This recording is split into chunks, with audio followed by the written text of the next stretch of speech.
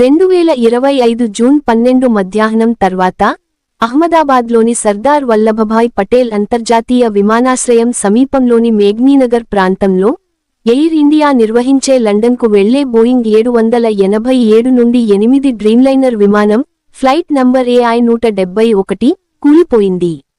విమానానికి VTANB అనే registration number ఉంది.